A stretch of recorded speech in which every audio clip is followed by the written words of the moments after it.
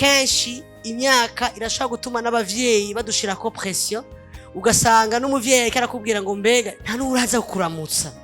Senga Imana ikurongore, urongorwa n'Imana. Hakuja kuri pression sociale. Mugabo none hakuja muri menopause no kuja mu muriro, none wumva witamwe iki? Ikizokubwira ko ikintu ari umuhamagaro muri wewe ni ikintu ki. Hano kurabona Satani atanga ikintu, naho yogitanga ariko aratrafika agutwara ikindi. Erega burya biriya bidukomoka ko biravuga. Ivyo biti bicanira, igicaniro kiravuga, kirasemerera. Iyo twinjiye mu bwami bw'Imana, ico turi ubuzima tubayemo nabwo buravuga bugasemerera mu ijuru.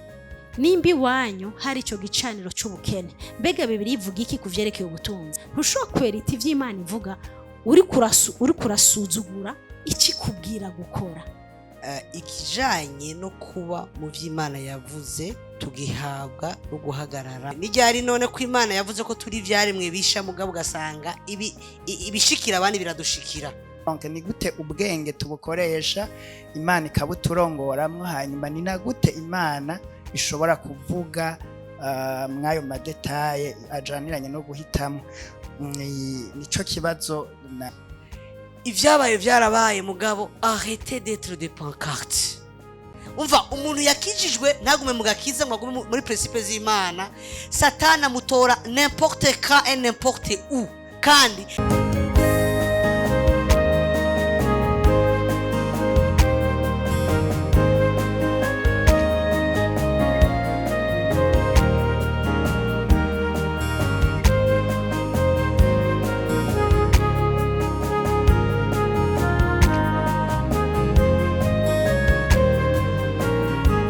ikibazo kivuga kuri divorce. Ndashobora guhura n'umuntu n'umudivorce, hanyuma ndi muri eglise, ari muri eglise. Kubera imyaka canke nshaka kubaka, ndajanwe n'ibishobisho. Hama harageza aho Kristo ariko aranyereka ko relation ndimwo avec une personne turi kumwe siwe, ariko nkabibona canke ukabibona, ariko sindiko ndarekura kubera ko afise ingeso, afise de caractère mbona yuko nkunda n'umuntu nshaka. Ikibazo ahantu rero canje gihagaze, turabizi nk'umukristo, divorce Imana ntiyemera, ntiyanka umudivorce ariko iranka divorce. Ariko mbega birakwiye ko uwo muntu yobandanya muri iyo relation canke yoyivamwo? Hama ikindi kibazo nashaka kubaza, mwatubwiye yuko relation kuyinjiramwo twoyinjiramwo twaramaze kubaza Imana, tukayinjiranamo turi kumwe n'Imana.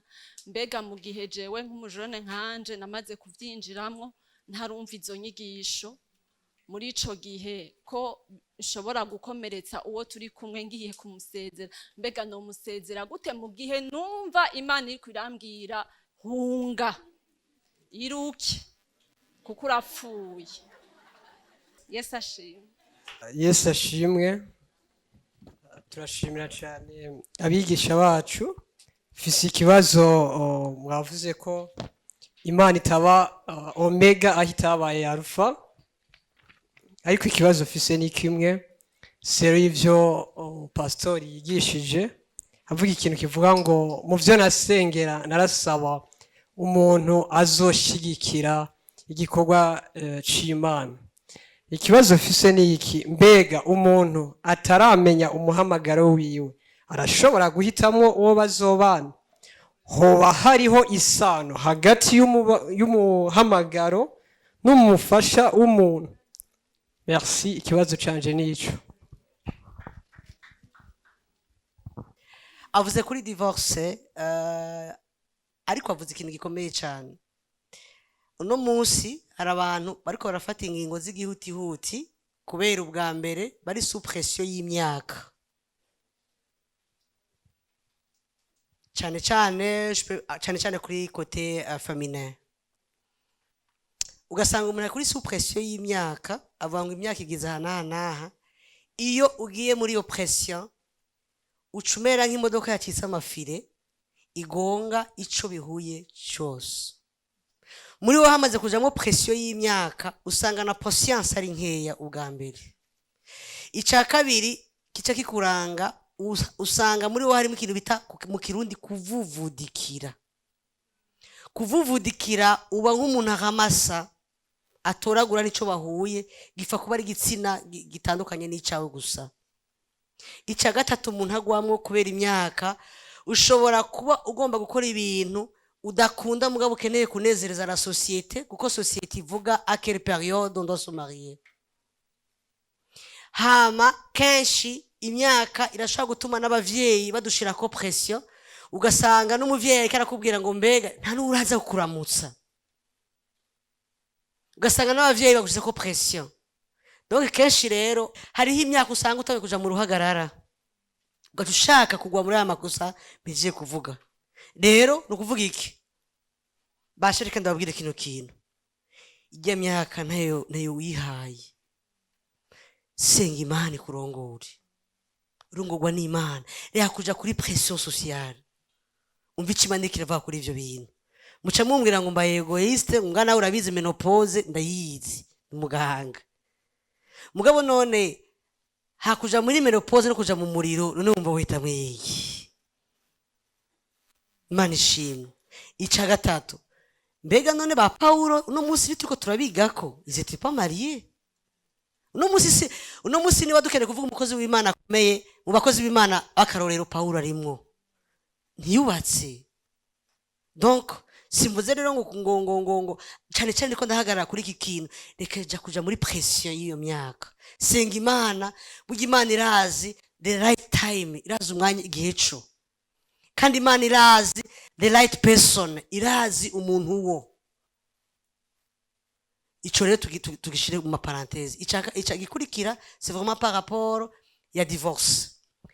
Bibiliya iri clair sur ce sujet kugira ngo ico kintu kibe hari kiba cabaye hagati yabo bantu babiri kiri biblique. Ico kintu rero kenshi nuko naje ntabiteguye mugabo ngira ngo aza kunkompleta passer hano. Hariho Bibiliya ivuga ko jewe naratangaye ndiko ndahasoma aho hantu havuga ngo nigihe umwe yafashe mugenzi we en flagrande bagaca bavuga ibice bikurikira. None ndababaza aba bose badivorceje barujuje ico Imana ivuga pour se marier. Ndafise ubwoba ko hari abantu bafise ingo zibiri kandi bari mu mashengero barongoye aba kabiri Imana ikiharura ku wa mbere kuko iyo divorce Imana ntiyayemeye ntiyakwije les principes bibliques. Mwavuze abakozi b'Imana irega abasha ngo mu gihe cyanyuma bizoba bigoye. Rero aya mavuta badusuka ko nibi byose nibica bihindura ibihe bya nyuma. Donc je numva umengo umuntu ariko araba fiancé n'umuntu yadivorceje ikintu ca mbere raba ico Imana ivuga kuri iyo divorce yiwe. Nakubwire nunatohoze. Hama rero nivyaba ubuzima rimwe bunyuranye n'Imana ukabijamwo menya ngo umugore wa kabiri. Imbere y'Imana uri iki? Uri umumaraya. Uri umupite. Ndababwire Imana yaraciye barabara byaraheze. Nta rindi zoca inyuma yayo. Ntara kurusi barabara ihari.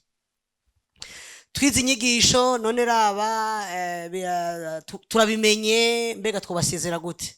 Ubwa mbere ntabwo twaje kubabwira ngo mubasezere. Kwara kugira ngo mugire prise de conscience murabe ko ivyo bintu birimo murimwo bimeze neza. Hama kandi gusezeranaho bivana wabonye iki? Mbega wacibonye ko cyangwa wakimubonye ko? Rero nibaza ko ico novuga kuri ico niba ugomba kuhompa relation ni byiza cyane yuko ubanza kurondera umuntu aguhanura. Igihe cyose tuko turatorera umuti w'ibibazo hari ivyo nonekara mugabo duhitamo ryari hononekara bikeya. Naho uzosenga mugasezerana muri jeûne prière émotionnellement muzokomereka. Si kimwe gusa mugabo mu gihe mwabikoze mutasenze. Numva ko ari ukeneye kuyihompa nico gituma twababwiye ko mva eseye abantu bakere conseil zo kuvuga ngo ibi bintu binteye ubwoba, rondera abakozi b'Imana, rondera abantu bariko barabigisha akugira inama kugira ngo arabe ingene babikora neza. Imana ibahezagire. jene kuri numva yavyishuye ego vraiment mugabo ni kuri n'ibintu biri bizarre mugabo yababwiye ati toutefois ntiducire urubanza kuri vyose yakugigira amakenga tohoza wazi igituma yavanye n'uwo muntu raba bibliquement ico bibiri ivuga ku vyerekeye divorce urabe ko ushobora gutera intambwe. Hari abantu bata ingo zabo bakaja ku hari n'umugore bakaja mu busambanyi ugasanga wa muntu yaravanye n'uwo muntu sase anka biblique akanamutagana naturugo akagenda. Urumva namakaba banze ushishoze kuko Imana umuntu akijijwe Imana irarestora ubuzima bwiwe. Hari n'igihe mubwira ati subirana na wa wundi tumaze kumva intahe nyinshi n'abantu bari barataye abagore bakagaruka abantu kuko bakijijwe.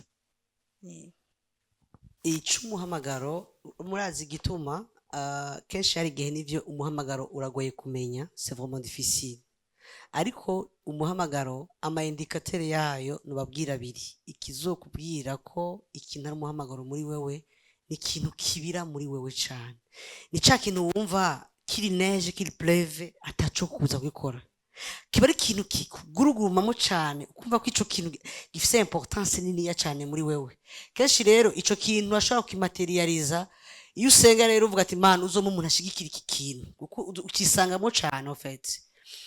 Reka mbabwire kenshi udatomboye ngo utombora umuntu mubana agishigikira satani acene nako yica umuhamagaro, yica na wewe, yica ugorugo. Shalom. Ijambe ndabanje gushimira ikibazo cyane nshaka kibaza Pasteur Alice ku bicaniro. Nashaka kubabaza nayahe ama etape du conseil yagucamo mu gihe ubona ko mu muryango iwanyu hari ibintu byinshi ibicaniro bigwanya ko winjira muri iyo destine yawe kandi warabihomartse ariko ntubona comment s'y prendre. Niyo ushatse kubitangura uracika intege. Nashaka mudufashe ko mwamaze kubitahura tumenye aho duhera. Murakoze. Mwami Yesu aguhezagira ubaje ikibazo ciza cyane kandi novuga ngo gitroubla abenshi iyo bamaze kumva ibintu by'ibicaniro, bamaze kumva yuko ivyo abavyeyi baciyemwo amashema amwe tubona mu miryango yacu yuko agerageza kuza gufata ikibanza mu buzima bwacu. Vraiment benshi baravyibaza ko cyane bikabaca intege bikabatera umutima uhagaze ku buryo bibagira ko ari bakijijwe ko Yesu ivy'ubwami bw'Imana arivyo vyafashe ikibanza mu buzima bwacu. Urumva ibicaniro ni swat imigigwa y'ikirundi barabacinda sago sivyo ngo bariko barabaproteja na karorero bagashiramo ibintu bakavanga ibintu kujye bavuze ngo baraguproteje entre guillemets naho nyene hari bindi kuko urumva ko si ivy'Imana iyo migigwa si y'Imana. Nuko urabona Satani atanga ikintu naho yo gitanga ariko aratrafika agutwara ikindi wala agutwara ikindi ashaka kwitwa ngo muzorindwa ngo ubuzima bwanyu bwose ngo ntibuzigera mukena. Singiye kwinjira muri birebire trafic bibiri rabivuga ama trafic Satani agira muri Apocalypse cyangwa nyine bavuga ngo le commerce Satani agira commerce y'imishaha commerce y'ubuzima bw'abantu. Le diable fait du commerce. En fait aratwara kimwe umuntu akamutwara ubwenge akabuha uwundi wa wundi ahaye ico kintu nawe akamutwara ikindi akamutwara nk'amagara akazopfa ubuzima bwe adafise amagara meza mugabo abiha bikogwa kubemereye kumushikanira kumusaba. Rero usanga mu migigwa Burundi hari abantu bagenda bige byose vyakiranga ngo ndagusavye uruvyano ngo ndagusavye iki akabatwara ibindi akavuga ati abakobwa be ntibazigira barongora ati ndaguhaye iki mugabo nyemerera nk'abana bawe ntibazigira barongora cyane nk'uruvyaro rwabo. Burya bajya bagenda kuraguza kugira ibintu kugira ngo aronke ikintu hari ico banza kwemera. Singiye kuvyinjira mu birebire cyo ko ntari mu specialiste wavyo muga hari ivyo bibiri ivuga. Maintenant iyo iri muri Kristo bibiri ivuga ngo iyo umuntu ari muri Kristo abacitse cyane mu gishasha ivya kera biba birangiye vyose bihagaze kuri identité ndakubwire icuri ahanini n'abavyeyi bawe, ton sang qui circule en toi, amagene. Nico gituma munasa burya amaraso ni ikintu gikomeye cyane. Ubuzima bw'umuntu buri mu maraso, tuyakura ku bavyeyi bacu, sivyo? Nico gituma Bibiliya kivuga umurongo ukomeye cyane ngo abo nibo bavyawe. Ntibavyawe no kwifuza ko umuntu, ntibavyawe n'ubwo muntu, ngo bavyawe n'Imana. Ni yindi naissance ije kwaka ububasha, sinovuga ngo kwaka ububasha, ni yindi naissance iri indispensable, incontournable, ibwirizwa kuba kugira ngo umuntu yinjire mu iragi ry'Imana, kugira ngo umuntu aronke umugisha atandukane na bimwe vya kera.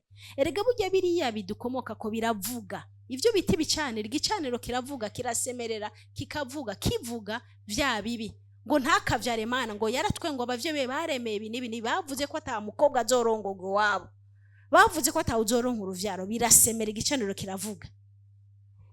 Iyo twinjiye mu bwami bw'Imana, ico turi, ubuzima tubayemo nabwo buravuga, bugasemerera mu ijuru. Amen. Ubuzima bwa consécration nkuko yavuze Pastor Atanaze buravuga, la sainteté buravuga. Ivyo bintu rero biragwana, ati intambara z'ibicaniro intambara z'ibicaniro biragwana. Rero kimeno kubwira ntavuze birebire ntarangiriye, ntushire umutima cyane ku vyakozwe hariya. Kuko ivyakozwe nta n'ivyoze, mbega ivyakozwe bibaza ngo bimenye. Ndetse n'ivyo so na nyoko baba barakoze, sekuru na sekuruza. Ko Imana ivuga ngo je punis jusqu'à la 3e et la 4e génération, ivyaha vyakoze kurundi rungo nkabina. Wowe urabizi ivy'urungane guhariye, donc tu peux pas remonter jusqu'à là. Mugabo wowe mu kumenya Imana yaguhamagaye, fata kijya ubona uri kurabona, curaba ngene ucopoza n'igikorwa Yesu Kristo yakoze ku musaraba, maze winjire mu kwizera no kugisambura ukoresheje ijambo ry'Imana no gusenga no kugororoka. Ndaguha akarero k'ubukene. Nimbi wanyu hari ico gicaniro c'ubukene, mbega Bibiliya ivuga iki kuvyerekeye ubutunzi? Bibiliya iravuga ikigira 10, uratanga ikigira 10. Bibiliya iravuga amashikano, uratanga amashikano. Bibiliya iravuga yuko kubiba guha abagowe, mbega uribuka abagowe? Ico gicaniro kizoneshwa n'ikindi gicaniro gihagaze ku gukora iki jambo ry'Imana rivuga mu gutanga mu nzu y'Imana. Amen. Umviriza, nta kintu gishobora kunesha Imana. Satani ntashaka kunesha Imana. Bibiliya ivuga yuko il a dépouillé les autorités et les dominations. Il les a livrés publiquement en spectacle en triomphant d'elle par la croix. Yabagaragaje ko mukuzuka ku yaraheje kunesha Satani n'abadamu, yabigaragaje ko mugaragaza isi imwe mu yose yarabimenye ngo Satani araneshejwe. Vyaravuzwe ati birarangiye. Igikorwa Yesu Kristo yakoze ku musaraba gifise inguvu nyinshi, ariko nitugeragereza kukimenya ngo turaba mu vyo turiko turabamwo ngene kiza kikubita hasi ya domaine Satani ariko aragereza kudushira hasi. Ivyerekeye amagara meza domaine, hari ijambo ry'Imana rivuga kuvyerekeye amagara meza. Rero raba ubuzima bwa madomene yose, urabe Imana yakoze biciye muri Yesu Kristo, ubigire vyawe mu kuguma mu buzima bwo kugororokera Imana, mu gushira mu ngira ijambo ry'Imana. C'est très important. Ntushobora kwereka ivy'Imana ivuga uri kurasuzugura ikikubwira gukora. Amen. Ntushobora kuronka urugo rwiza uri kugenda ukigendana n'abahungu bose, ukiba mu buzima bwo gusambanya, ukiba mu ntibikunda. Amen. Ntushobora gufatana n'umuntu w'umudivorce nta nakimwe wabaje kumva umenga ni normale, turajanye c'est son affaire. Uriya mugore ntiyamenye kugumya urugo rwiwe, ntibikunda uri umwana w'Imana. Hamuco uvuga ngo nta mugisha afise, ngo ndashaka umugisha mu musanzu wacu nitwubaka. Oya.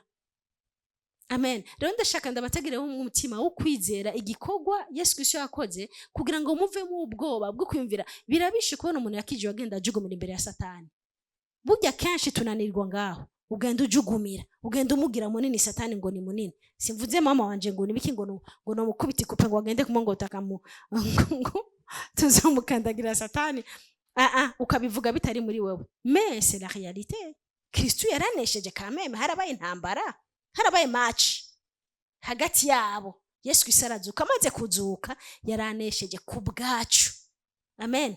Ntibirarangira vyose, hari gihe bizorangira vyose, me hari igikorwa cyakoretse n'iryo ragi ryacu. Raba ngene winjira muri iryo ragi, reka gutinya umupfumu n'umurozi, reka kuvuga ngo arandoga. None kameme mu Kristo narogeka ngo arakwatiye kujya mu mupfumu gute Kristo ari muri wewe. Wo Kristo ari muri ni muto cyane, waramurundagiye ko ibindi bintu vy'imviro vy'isi n'ibindi bintu bitari byo, n'ukugabitanya no kugendera mu vya n'ivy'imviro vyose bibi biri impure, bigatuma Kristo muri wewe adakora. Ariko ni wacika umukristo muzima, ukamenya icuri, ukamenya umuhamagaro, baba Kristo bashitse. mwami yesu abahezagire. gatoya nokongera kuri iki cibicaniro mama Alice yahejeje gukwensisa sur la sainteté ikijanye no kuba mu vy'Imana yavuze tugihabwa no guhagarara aho Imana ishaka. Ni formule iri simple mugabo quand même itari aussi simple yo gushira mu ngiro. Imana arico yavuze dukijijwe, arico yavuze tumaze kwakira Yesu, arico yavuze bijya bintu yarabivuze, ariko tubihagarikwamwo na la sainteté. Nijyari none ni kimwe navuga kare, nijyari none ko Imana yavuze ko turi vyaremwe bisha mugabo gasanga ibishikira abandi biradushikira. En fait twabaye icaremwe gisha mugabo ntitwagumye mu buzima bw'icaremwe gisha. Mwabyumvise ga yemwe, iyo usohotseyo uri brebis égarée, nukuvuga no diable peut te récupérer à n'importe quel moment malgré rya jambo ryaba initialement. Kuko cyara abantu nibaza ko abantu benshi bafise confusion bakavuga ngo nibishoboka ngo umuntu yakijijwe ngo nakigwara. Gukizwa ntugware nuguma muri sainteté ugiye inyuma ya ni nk'umuntu avuga ngo urumva ngo je mfise carte simu ya Leo Econete Leo irimwe amayinite telefone iri charge. Iyo carte simu zo guserva uri kuri territoire y'u Burundi nuja muri Congo nta réseau irimwo. C'est la même chose. Ivy'Imana yavuze tubihabwa no kuhagarara muri sainteté. Tudahagaze muri sainteté on perd le même jour twabaye mu caha. Donc je pour dire kuri ico kintu Alice yavuze ati c'est difficile kuja mu generation yose. Umunsi umwe nicara ahantu abwira Imana ibishoboka kuvuga ko turi vyaremwe bisha. Ni gute aba bantu bariko baricwa ni ingwara imwe umengo c'est vraiment identique. Imana irazirambwira ngo nivyo bajya bakijijwe n'ivyaremwe bisha mugabo urisubira ko bagumye muri sainteté. Niwo musi namenye ko un chrétien yakiriye Yesu nk'umwami n'umukiza atagumye muri sainteté ni brebis égarée là où le diable peut le ramasser à n'importe quel moment. Umva umuntu yakijijwe ntagume mu gakiza ngo agume muri principe z'Imana, Satana mutora n'importe quand et n'importe où kandi ashikirwa type na byari bishigwa n'abanyavyaha. Kuko c'était pas normal en fait. Naho kizwa utagumye muri sainteté ya mwemu yiwanyu ici profita ro baby egare igacika kigutora. Muca mumva yuko naho dusenga rero tuba turi muri insécurité imwe muzigisekuru gisekuruza. Hariho la sainteté mugabo hariho aussi l'identification d'un problème un peu commun aux familles. Kubera udashobora kumenya les détails uca wizera ugakora acte prophétique ukademolisa. À côté de la sainteté hari igihe usanga tukomoka mu miryango yexige ko dukora ama acte prophétique yo gusinyura ayo masezerano. Mani bahezagire. Ndashimiye cyane abigisha uhereye mu ntango bariko baradufasha. Imana ibahezagire. Kibazo canje kivuga giti ni gute twotandukanya uguhitamwo hisunzwe inzozi les prophéties inzozi hamwe na les prophéties uhanuzi bwo muri iki gihe wasenze yagize hamwe no guhitamwo hisunzwe ubugenzi bw'abizera bufatanye n'ubu bumenyi twagiye turagaburirwa. Ni gute kuko hashimikiwe ko cane ikintu co donc point central mu kuguhitamwo gusenga Imana comme finalité, kuko ndizigira ko benshi ari nk'uwizera uwo ari we wese arazi yuko ahisemwo abwirizwa guhitamwo uwizeye wavutse ubwa kabiri wahaye ubugingo bwiwe Kristo akabaho ari umwana w'Imana kandi intumbero yiwe ari uguhimbara Imana kugira ngo ubuzima bwiwe ntiburangirize muri inosi. Ariko nkuko mu madecision yacu ya misi yose kurya kubyuka kugirane burinda kuryama hanyuma ngo Imana icivuga ngo woza isahani ugirene. Donc ni gute ubwenge tubukoresha Imana ikabuturongoramwo hanyuma ni na gute Imana ishobora kuvuga mwayo madetaye ajaniranye no guhitamo. Nico kibazo nari mfise mushobora kudufashirizamo naho mwa mwahavuze ko murashobora kuhashimangira. Murakoze. Twavuze ko Imana yiduhitiyemwo ama erreur aba makeya mugabo reka ndababwire rero le monde spirituel nayo ifise ama principe yayo. Peut-être mushaka kuja mutubaza none quels sont les indicateurs zerekana ko Imana yahisemo. Ibivuga mu ijambo twakira umuhanuzi avuye muri Congo n'umu Egyptien, uwo muntu iba yamujyamitse mu mazi. Defi mufise yo kumenya ngo Imana yaduhitiyemo ryari, nahone ndazi ko ari imwe mu madefi ofete.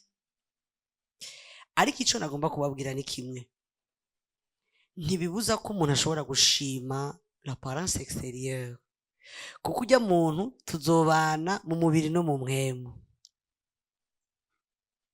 Ndababwira ikintu kimwe,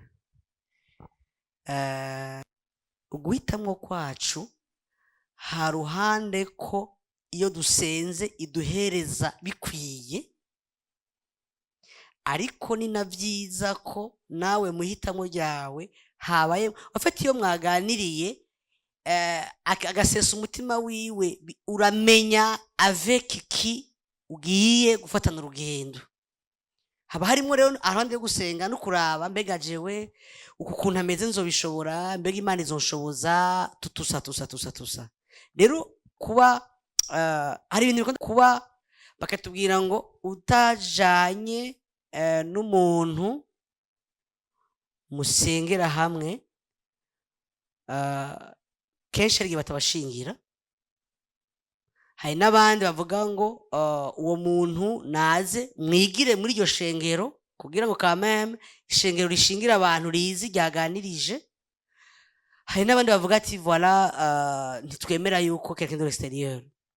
Ivyo bintu vyose mutandukanye la doctrine de l'église ico bibiri ivuga ku rugo. Ubwa mbere wavuze hahandi nifo ko mujana n'umuntu mubona ibintu kumwe. Kubona ibintu kumwe nukuba mwemera Imana imwe, mukizera ibintu bimwe. Sino bitabaye gutyo vous allez vous retrouver mufise beaucoup plus de points de divergence que de convergence. Ica kabiri mu guhitamwo no kuvuga ngo mbega none jewe je nuvume ngo cyane je vise vraiment la au niveau indani cyane.